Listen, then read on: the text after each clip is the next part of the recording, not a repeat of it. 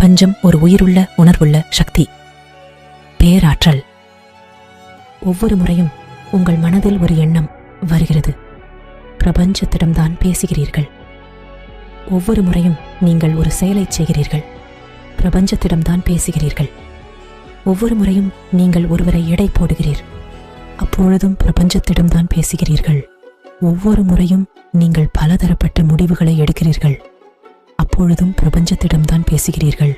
நீங்கள் சொன்ன அனைத்தையும் பிரபஞ்சம் ஏற்றுக்கொண்டது, அதை மீண்டும் உங்கள் வாழ்க்கையில் பிரதிபலிக்கிறது.